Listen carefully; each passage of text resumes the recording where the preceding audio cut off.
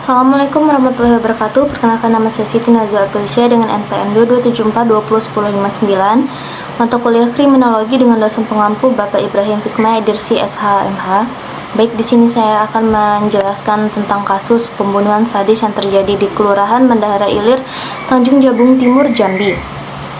Polisi menangkap pelaku kasus perampokan serta pembunuhan sadis seorang ibu rumah tangga di RT 25 Kelurahan Mendahara Ilir, Tanjung Jabung Timur, Jambi. Pelaku dengan inisial AS merupakan tetangga korban. Kapolres Tanjaptin AKBP Heri Supriawan mengatakan pasca perampokan pelaku kabur dari kampungnya. Ia lalu ditangkap di Batam, Kepulauan Riau. Kaki pelaku sempat ditembak karena melakukan perawanan. Hasil penyelidikan dari Satreskrim Polres Tanjung Jabung Timur berhasil menangkap pelaku di Kota Batam, Kepulauan Riau pada Sabtu 29 Juli 2023 dengan tindakan terarah dan terukur, kata Kapolres AKBP Heri Supriawan kepada awak media Rabu 2 Agustus 2023. Aksi perampokan itu terjadi Sabtu 22 Juli 2023 pada pukul 10.30 WIB. Korban IRT berinisial D meninggal dunia. Pelaku berhasil membawa kabur emas perhiasan korban mulai dari kalung, cincin, dan gelang yang nilainya ditaksir mencapai 22 juta rupiah. Adapun kronologi perampokan, AKBP Heri menjelaskan bahwa sebelum perampokan itu, pelaku rupanya sudah 3 hari mengintai rumah korban. Pelaku mencari kesempatan untuk beraksi mencuri di rumah korban.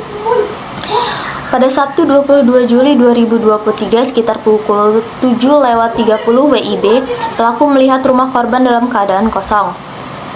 Ia kemudian beraksi untuk masuk rumah korban.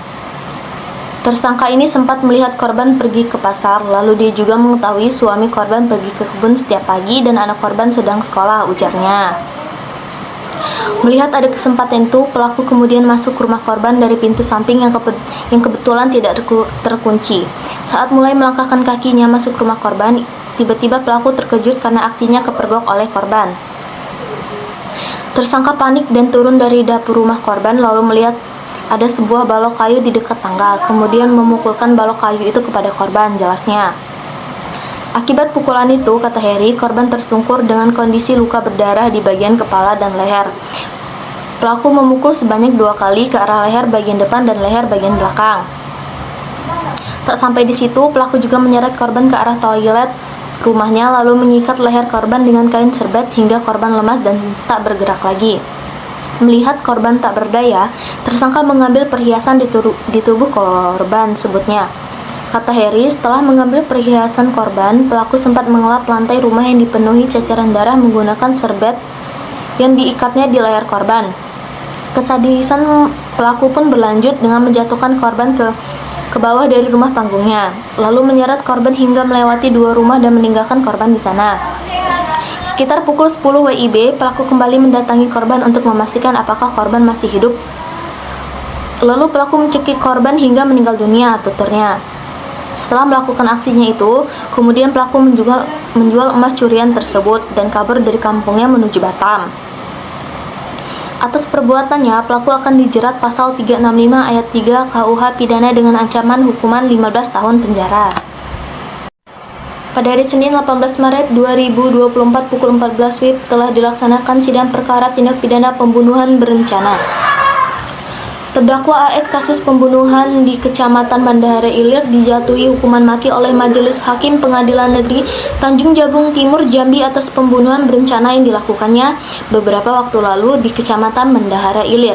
Korbannya adalah seorang ibu rumah tangga berinisial D sebagaimana dalam dakwaan Kesatuan Primat Penuntut Umum melanggar pasal 340 KUH pidana. Adapun beberapa cara mencegah perampokan yang patut diterapkan di kehidupan sehari-hari. Melihat maraknya perampokan yang disertai dengan kehilangan harta benda bahkan nyawa korban, membuat semua orang harus lebih berhati-hati di rumah maupun di tempat lainnya. Berikut upaya yang bisa dilakukan untuk mencegah perampokan. Yang pertama, jangan membagi cerita di sosial media saat berlibur. Dari sosial media, pelaku bisa memantau ketika Anda sedang di rumah atau tidak, sehingga dengan mudah merencanakan perampokan.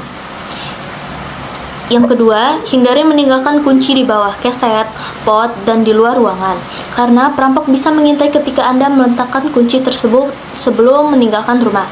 Ketiga, gunakan lampu otomatis di teras. Cara mencegah perampokan lainnya adalah dengan menandakan keberadaan Anda di rumah. Untuk itu, gunakan lampu otomatis menyala saat malam hari. Ini akan memberikan kesan jika ada orang di dalam rumah dan membuat perampok enggan merampok. Kelima, periksa kunci secara berkala. Periksa kunci rumah secara berkala saat hendak pergi dari rumah dan saat malam hari menjelang tidur.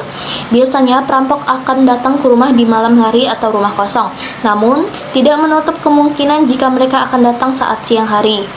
Jadi kunci pintu rumah ketika siang hari jika Anda hanya sendiri di dalam rumah. Keenam, gunakan perangkat keamanan. Pasang alarm atau CCTV untuk meningkatkan keamanan ketika Anda tidak sedang di rumah. Penggunaan CCTV juga bermanfaat untuk mengetahui kondisi rumah dengan cepat jika terjadi sesuatu yang tidak diinginkan dan perlu tindakan segera, misalnya terjadi kebocoran gas. Ketujuh, pasang pengamanan ekstra di jendela. Sebagian besar perampok akan mulai dari jendela rumah dengan memaksa masuk. Untuk itu, tambahkan pengaman ekstra pada jendela. Terakhir, simpan barang berharga di tempat yang lebih aman. Simpan barang berharga di tempat yang lebih aman, misalnya di brankas. Selain mengamankan dari incaran perampok, penggunaan brankas bisa mengamankan jika terjadi sesuatu yang tidak terduga seperti kebakaran atau gempa. Mungkin itu saja yang dapat saya sampaikan. Kurang lebihnya saya mohon maaf. Kepada Allah saya mohon ampun. Saya akhiri billahi fisabilil haq wastabiqul khairat. Wassalamualaikum warahmatullahi wabarakatuh.